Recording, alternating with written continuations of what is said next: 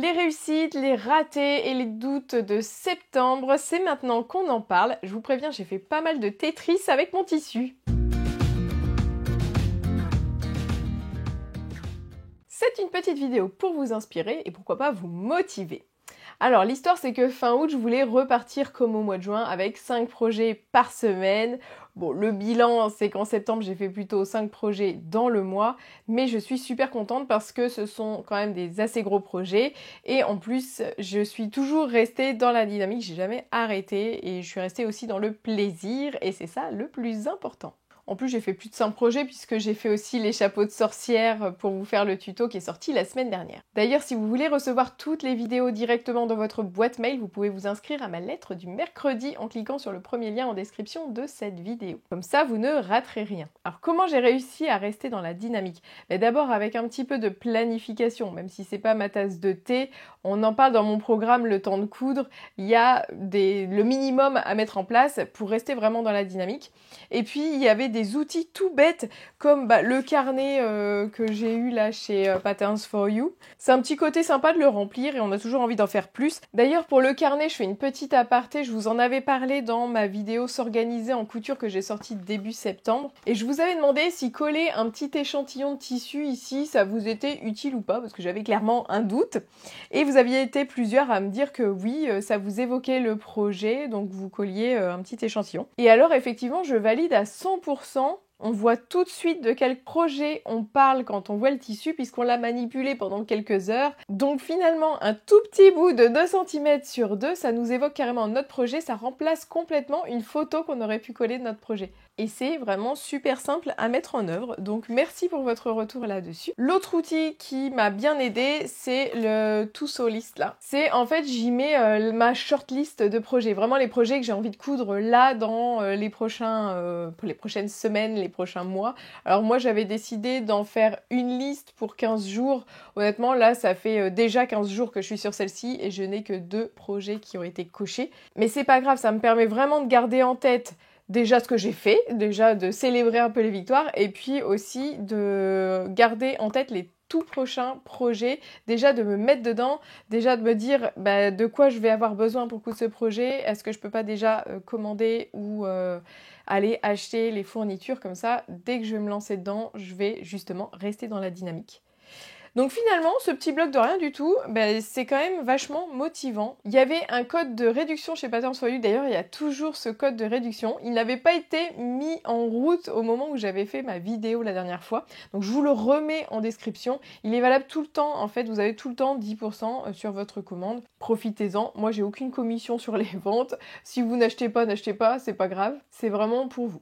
Bon, on y va, on parle de ces projets. Donc on va commencer avec le premier, c'est le body Edonné de Charlotte Jobert. En ce moment, j'avais une sorte de passion pour les bodys depuis que j'ai cousu ce body éco fin juin. Je l'ai cousu très rapidement, je suis super bien dedans. Ça se coud très très bien à la surjeteuse. Attention, là je fais encore une petite parenthèse sur la surjeteuse. Pour coudre les bodys, c'était vraiment, je dirais, essentiel. En tout cas pour le body Edonné, c'est pareil, là ça m'a simplifié beaucoup la vie. Est-ce que ça vous intéresse que je vous fasse un petit cours relativement rapide sur la surjeteuse?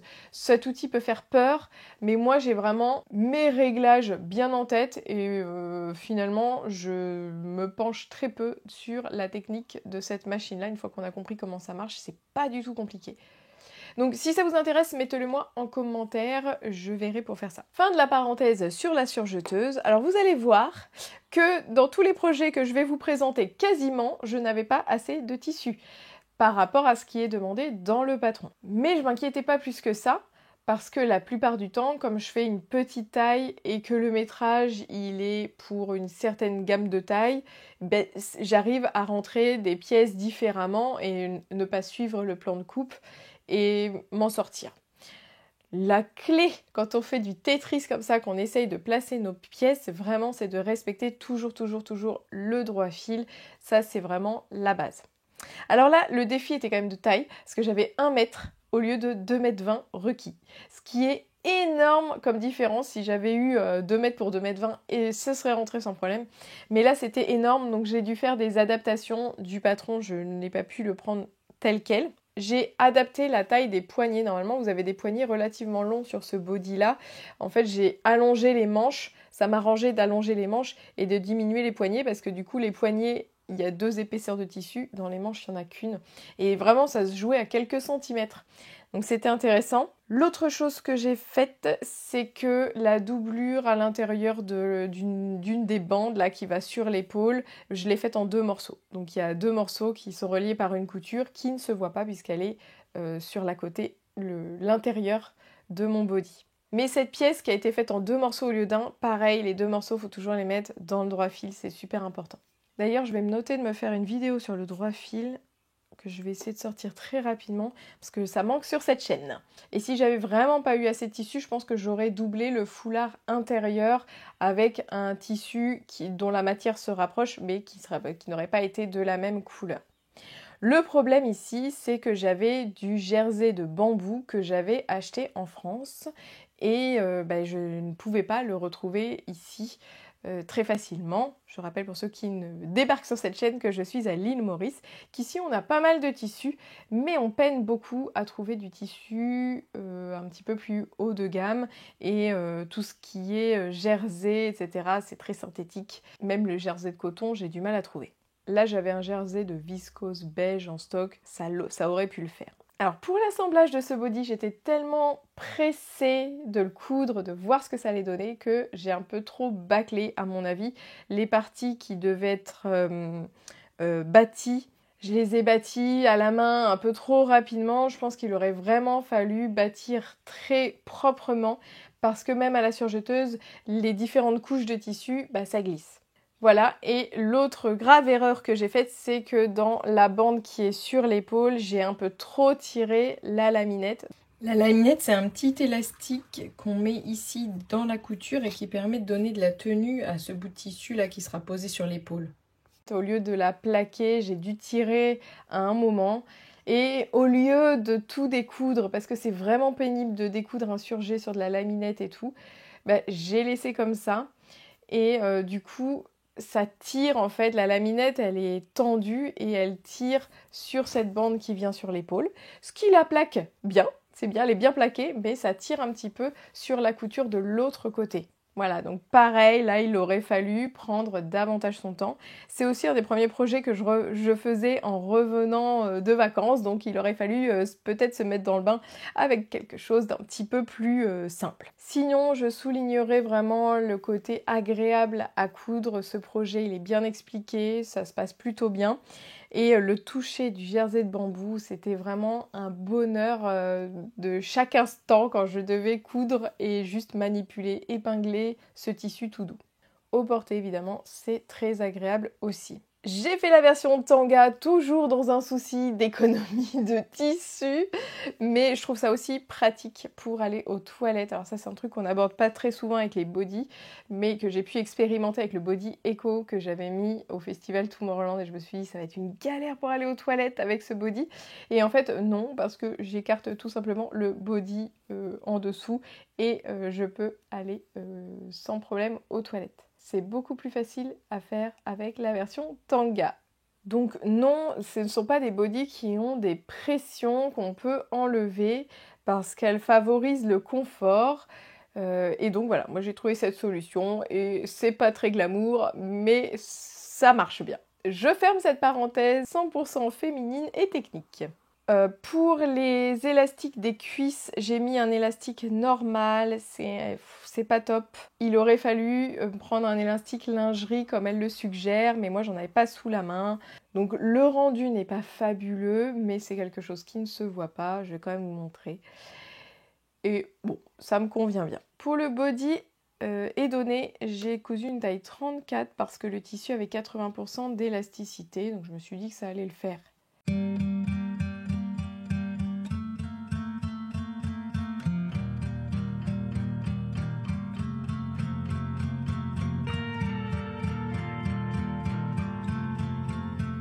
Deuxième projet, on reste chez Charlotte Jobert. J'adore vraiment ces modèles. Ces modèles, ils mettent en valeur toutes les femmes. Ils sont super féminins. Elle me fait porter des fois des choses que je n'aurais jamais osé mettre et je me sens vraiment belle dedans. Donc c'est vraiment... Je pense que son challenge, il est super réussi. Se sentir belle grâce aux vêtements, il n'y a vraiment rien de mieux. Donc je ne peux que vous conseiller de tester au moins un de ces patrons, de ces coffrets, parce que c'est vraiment du plaisir du début à la fin du projet. Donc là, j'avais commandé le patron jupe d'Aïra. C'est un patron qui est très grand, parce que la jupe est très évasée. Donc on peut passer du temps à scotcher les feuilles. Moi, heureusement, je l'avais fait imprimer chez Patterns for You, donc c'était très rapide. Et c'est aussi ça qui a fait la fluidité de ce mois de septembre dans les coutures, c'est que je n'ai assemblé aucun PDF. J'avais direct le patron et donc je pouvais facilement enchaîner sur un autre tissu. Donc ça, on néglige aussi cette partie-là. Mais c'est vrai que ça fait zapper carrément une étape du projet d'assembler du PDF, surtout quand il y a plus de 50 pages. Cette jupe, en fait, c'est une sorte de paréo de plage qui est attachée par un joli jeu de couture. Pour ça, il vous faut un tissu de 30% d'élasticité. Le mien, il avait tout juste 30%, et donc quand je l'enfile, je galère un petit peu. Par contre, il tient super bien en place et j'ai pas eu besoin de mettre une laminette pour éviter qu'il se détende de fou là derrière dans le dos. J'avais encore un problème de tissu, puisque ce tissu, je l'avais acheté bien avant. Je voulais justement me faire un body, donc j'avais pris qu'1,50 m. Et puis quand j'ai vu cette jupe, ça m'a paru évident que je voulais la faire dans ce tissu-là. Moi, je suis pas bien grande et en plus, je vais certainement l'utiliser plusieurs fois pour aller à la plage. Donc, pour une jupe de plage, j'aime autant qu'elle soit relativement courte parce que si on va mettre ses pieds dans l'eau, après, sinon, on mouille la jupe. C'est tout bête, mais les jupes et robes longues à la plage, c'est pas super pratique. Donc, le patron faisait 105 cm, ça tenait vraiment pas dans mon tissu. J'ai enlevé 40 cm. Ah oui, j'ai voulu enlever 40 cm, finalement j'ai laissé le plus long possible et donc j'ai enlevé que 27 cm. Et là ça rentrait pile poil dans mon tissu. Donc la taille finale de ma jupe, elle est de 78 cm. Le point un petit peu négatif là-dedans, c'est qu'elle demande qu'on surjette de la couleur de son tissu. Donc ça veut dire d'avoir les cônes ou au moins des bobines de la couleur de son tissu. Il faut en avoir au moins 3 à mettre sur notre surjeteuse. Donc moi j'ai trouvé ça assez contraignant. Mon tissu ne s'effilochait pas du tout, il ne roulotait pas du tout, donc ce que j'ai fait c'est juste un simple repli au lieu de faire un surjet et de replier pour tout ce qui est bord de ma jupe. Pour le reste, j'ai surfilé en noir et ça s'est pas trop vu. C'était super rapide, ce qui m'a pris le plus de temps, c'est d'étudier le livret pour voir vraiment si j'allais faire les finitions qu'elle préconisait avec le surjet et tout. Et puis tout mon Tetris et adapter la longueur pour avoir la longueur maximale, etc. Mon tissu, il est complètement synthétique, je pense. Je l'avais trouvé ici à Port-Louis, à l'île Maurice. On a un tissu à environ 3 € du mètre. Je verrai bien combien de temps il tient. À mon avis, c'est du synthétique 100% polyester. Avec ça, j'ai quand même eu assez de chutes pour réaliser un top bandeau pour aller avec. J'ai fait un simple tube et c'était pas top parce que forcément quand on a la poitrine, même si moi j'en ai pas beaucoup, il y a quand même pas la même forme devant et au dos et donc un tube c'est pas l'idéal pour faire un top bandeau. Mais ça l'a fait, c'était pour aller pareil à un petit festival local, il n'y avait pas besoin que ce soit parfait. Je l'ai fait légèrement plus large en haut qu'en bas. Et j'ai décidé de l'attacher à mon collier par une petite attache ici qu'on peut enlever assez facilement. Mais ça me permettait comme ça d'être tranquille pour danser. Je savais que mon haut, il allait tenir en place. Voilà pour la petite astuce. La jupe, j'ai oublié de préciser, je l'enfile par le haut parce que vraiment l'élasticité, elle est juste. Et donc je me contorsionne un petit peu pour l'enfiler, mais par le haut. La jupe d'Aïra, je l'ai cousue en taille 36. L'ensemble était quand même assez canon, j'étais contente de moi. Simple et efficace. Projet numéro 3, c'était pas un des moindres, c'était le pantalon Gaïa de Jolie Lab. C'est quand même un pantalon avec une braguette, avec des plis. Ça demande un petit peu de temps de réalisation, mais pas tellement. Ce qui m'a pris du temps, encore une fois, c'est de mettre tout ça dans mon tissu. Mon tissu, je l'avais pris à la base, je crois, pour réaliser un short. Donc j'avais 1,50 m de tissu contre les 2 m préconisés pour la taille 34. Donc là en plus c'était pas préconisé pour une large gamme de taille, c'était pour la taille 34. Ok, Sachant que moi, d'après mes mesures, j'étais plutôt partie sur la taille 36. Donc, j'allais pas pouvoir jouer sur grand chose au niveau de ces 2 mètres préconisés. Par contre, ce que j'ai fait, c'est que j'ai enlevé direct 5 cm en longueur de pantalon. J'ai enlevé directement en bas puisque les jambes de pantalon étaient en forme de tube, hein, avec 2 côtés parallèles, donc ça revenait au même. Et ça a bien tenu. Honnêtement, j'avais très peu de chutes. J'ai juste fait les poches dans un tissu plus léger. Et ça a super bien fonctionné. Mais quelle satisfaction d'avoir très peu de chutes et d'avoir vraiment tout utilisé. Jusque les passants, je crois qu'elle avait une bande qui faisait tous les passants de la ceinture. Et moi, j'ai pas pu le mettre dans une seule bande. Donc j'ai fait plusieurs petites bandes pour les passants. Et finalement, c'est passé. Dans les erreurs, je me suis trompée de pièces à thermocoller au niveau de la ceinture. J'ai thermocollé la ceinture extérieure au lieu de la ceinture intérieure. Et j'ai eu la flemme de décoller et de refaire. Mais j'aurais clairement dû parce qu'après ça m'a fait perdre du temps dans l'assemblage. Donc ça, je vous conseille déjà de faire bien attention. Quand vous thermocollez, que c'est bien le tissu extérieur de la ceinture, ça demande un peu de se projeter et de faire un micmac dans le cerveau, mais ça vaut le coup. Ensuite, deuxième erreur, j'ai enlevé 4 cm à la taille, 2 cm de chaque côté au niveau de la ceinture et du pantalon. Je pense que si j'avais enlevé seulement 2 cm, ça aurait été mieux parce que j'étais un petit peu serrée dans mon pantalon. Alors après, c'est un tissu qui n'est pas du tout extensible et du coup, je suis serrée, mais ça dépend de quelle phase du mois, de la journée, etc. Donc c'est pas forcément facile de tomber pile poil. C'est vrai que dans le tableau de taille, moi mon tour de taille il faisait 64 et sur le pantalon c'était 66. Donc effectivement si j'avais retiré 2 cm, on était pile poil sur ma taille.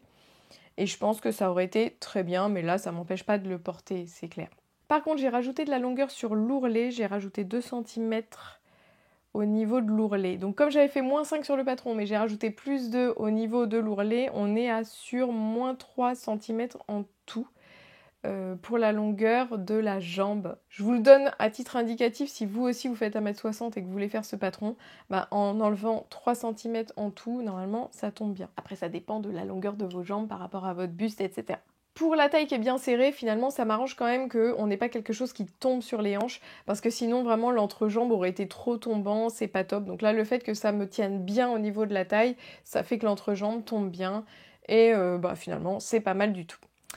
Le tissu, c'était un lin tercal, alors ils appellent ça l'intercal, c'est difficile de savoir vraiment ce que c'est. En fait, c'est du lin mélangé avec du polyester. Ça fait qu'on a la propriété du lin qui régule la température, qui est absorbant, mais avec du polyester qui permet d'avoir un tissu qui se froisse beaucoup moins que le lin. Le point négatif de ce tissu-là, c'est qu'il marque pas très bien les plis et donc je n'aurais pas dû suivre le tuto à la lettre où il disait de surfiler les côtés du pantalon ensemble. Moi, il aurait fallu que j'écarte les coutures de chaque côté de la couture centrale, voilà, qu'on fasse ça un petit peu plus traditionnellement pour avoir un rendu un petit peu plus joli. Là, je pinaille, mais c'est vraiment important, ce repassage des coutures côté. Si on écarte bien les coutures de chaque côté, qu'on a un beau repassage de la couture, on a un plus joli pantalon. Là, comme j'avais mes 2 marges de couture collées, ça me fait du volume d'un côté, pas de volume de l'autre, et j'ai eu du mal à repasser ça. J'ai passé du temps du coup, et c'était un peu agaçant. Pour l'ourlet, c'est pareil, j'avais du mal à faire un ourlet correct avec ce genre de tissu, ça n'arrêtait pas de bouger, se décaler et de faire des plis. Donc à la fin, j'ai fini par faire un simple repli surfilé. Je vais vous montrer ce que ça donne. Donc j'ai surfilé le bas et j'ai simplement replié une seule fois. J'ai diminué la tension sur les conseils de mon super groupe du couture de vendredi qui avait remarqué que ma tension était trop tendue et c'est vrai, j'avais pas fait gaffe. Certainement lié à un autre projet ou alors à mon fils qui avait touché à la molette. Mais on était sur une tension de 6, il valait mieux avoir quelque chose à 4. Et j'ai cousu en ayant l'envers vers moi. Normalement j'aime bien avoir l'endroit vers moi parce que la couture à l'endroit elle est plus jolie. Mais là, en ayant l'envers vers moi, j'ai vraiment réussi à bien plaquer le tissu et tout est passé nickel. Donc voilà, je vous donne les petites astuces qui ont fait que j'ai réussi à passer cette ourlet. Le résultat, j'en suis absolument fan et j'ai pas mis trop de temps à le coudre finalement. en suivant bien les étapes, notamment pour la braguette. Joli Lab, c'était super bien expliqué, je les remercie vraiment. Le dernier projet que je voulais vous présenter ici, c'est la petite robe noire d'atelier Charlotte Ozou. C'est un patron qui m'a été offert par des amis. Donc d'après ce que j'ai compris, c'est une robe où on peut choisir son haut, son bas et après les associer ensemble. Donc vous avez une notice pour le haut, une notice pour le bas, une notice pour comprendre comment ça marche, tous ces assemblages, etc. Donc de ce point de vue-là, c'est pas super simple. Si vous débutez, je vous conseille pas de prendre ce genre de patron parce que les notices, elles sont un petit peu dans tous les sens et il faut se plonger dedans. Il y a des patrons qui sont beaucoup plus simples où on a un projet de A à Z, on suit page par page et c'est bon. Ici, j'ai pas eu à faire du Tetris parce que j'ai racheté un tissu. J'avais déjà un tissu noir, mais non, là, je me suis dit, je vais quand même racheter un tissu. C'est aussi un intercale que j'ai pris dans le même magasin que pour mon tissu bordeaux, là, de mon pantalon. Cependant, dans les indications d'atelier Charlotte Ozou, elle indiquait qu'elle conseillait plutôt un tissu un petit peu léger. Moi, le mien était plutôt assez épais, un peu consistant quoi. Il avait une certaine tenue. Alors elle disait aussi qu'on pouvait utiliser des tissus avec une certaine tenue, on n'aurait juste pas tout à fait le même rendu. Le haut que j'ai choisi, c'est un haut qui est croisé dans le dos, donc ça s'appelle bretelle croisée. Et le bas, c'était la jupe quart de cercle. Pour le haut, je comprends qu'elle veuille un tissu qui était léger parce qu'il y avait un nœud au niveau des bretelles. En fait, les bretelles se rejoignaient, attrapaient le haut là, et puis se terminaient par un nœud. Moi, j'ai passé ma période nœud-nœud. Je n'en veux plus du tout des nœuds. Les froufrous, je les tolère de temps en temps, mais c'est marrant. Alors, c'est peut-être le passage à 40 ans, mais alors les nœuds, je ne peux plus. Alors que quand on regarde les bilans couture du début, j'adorais les petites robes un peu baby doll et tout ça. Et moi, maintenant, c'est plus possible. Donc c'est marrant parce que en fait notre style il évolue complètement. Donc là c'était quelque chose finalement que je n'avais pas tellement l'habitude de coudre parce que c'est une robe assez près du corps et j'en couds très peu. Je dois dire que au niveau tableau de taille et accompagnement sur les tailles, c'est super bien expliqué. J'ai voulu n'en faire qu'à ma tête en prenant le 36 parce que d'habitude je fais ça, je prends le 36 et puis ça va bien. Alors que je sais très bien qu'à la taille, je fais un 38 en général dans le tableau de taille, je dépasse le 36. Sauf que là, bon, j'ai voulu faire comme d'habitude, mais comme c'est ajusté, bon, il s'est trouvé que j'étais un petit peu serrée au niveau de la taille. C'est comme le Tetris avec le tissu, la taille trop petite, c'est récurrent ce mois-ci. Alors peut-être parce que j'ai pris 2 kilos et du coup je reste sur mes anciennes mesures. Je suis dans le déni, j'en sais rien. Mais en tout cas là j'aurais dû grader, donc prendre le 36 en haut et partir sur le 38 au niveau de la taille. Et pour la jupe, partir sur le 38 dès le début en fait peut-être. Bref, c'est pas grave. Je peux très bien la porter comme ça aussi. J'ai aimé le fait qu'il y ait 2 patrons, un pour la petite poitrine et un pour la plus forte poitrine. Et du coup, ça vous évite de faire des ajustements au niveau des découpes princesses du top. Honnêtement, là, ma poitrine, elle flotte quand même dedans. C'est pas super ajusté, mais je trouve que c'est bien comme ça. Des fois, faut pas chercher le surajustement parce que là, on risquait d'être trop serré ou de pas pouvoir bouger comme on voulait.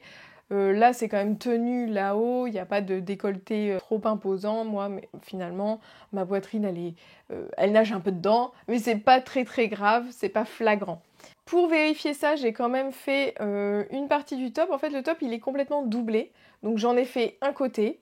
J'ai regardé ce que ça donnait, vraiment avec jusqu'à l'attache dans le dos. J'ai trouvé que ça allait. J'ai fait, du coup, l'autre partie exactement de la même manière et puis après on assemble les deux. Voilà, c'est le principe de la doublure. Hein. C'est super important quand vous faites pas de toile, hein, je vais pas vous jeter la pierre si vous ne faites pas de toile, c'est-à-dire de brouillon de votre vêtement, parce que souvent quand on fait une toile et qu'on débute, à la fin on en a marre de notre projet au bout de la toile et donc on n'a toujours pas cousu notre projet. Donc l'alternative c'est de tester régulièrement, stratégiquement sur des parties de notre vêtement. Donc je suis contente du patron parce que du coup j'ai une robe ajustée, mais moi-même je n'ai fait aucun ajustement parce que c'était tout bien expliqué. Et oui, et aussi, Quand je dis que je n'ai vraiment fait aucun ajustement, c'est que même en hauteur, et pourtant moi en stature, je dois toujours ajuster, comme je fais 1m60 et que les patrons sont prévus pour 1m65 voire 68, souvent en longueur je suis obligée d'ajuster parce que ma jupe elle arrive au genou et ça ne ressemble pas à grand chose. Et bien là vous aviez sur la jupe différentes longueurs de jupe. Alors déjà on peut faire la jupe au genou, jupe midi, jupe longue, il y avait même jupe longue de cérémonie. Donc c'est un patron vraiment très complet. Et pour chacune des longueurs, on avait plusieurs longueurs en fonction de si on est grande ou si on est petite. Ça c'est pareil, c'est assez royal parce que elle a anticipé les ajustements et on a juste à suivre le patron. Et c'est ce que j'aime quand je suis des patrons et pas quand je conçois mon vêtement moi-même de A à Z. C'est que on fait confiance et hop, on y va, on déroule et c'est bien plus rapide. On ne se triture pas le cerveau, on est juste dans le plaisir de coudre. Il y a des QR codes avec des petits tutos en ligne que je n'ai pas regardés, mais j'ai trouvé que globalement les livrets étaient très bien expliqués. C'est juste qu'il faut naviguer d'un livret à l'autre et c'est plus ça qui peut un peu nous perdre.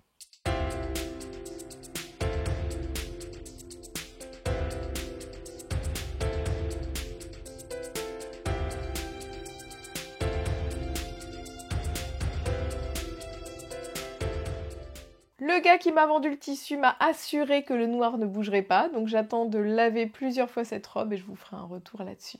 Prochain projet, ce sera une salopette en lin, mais je ne l'ai pas encore cousue, donc je vous en parlerai dans une prochaine vidéo.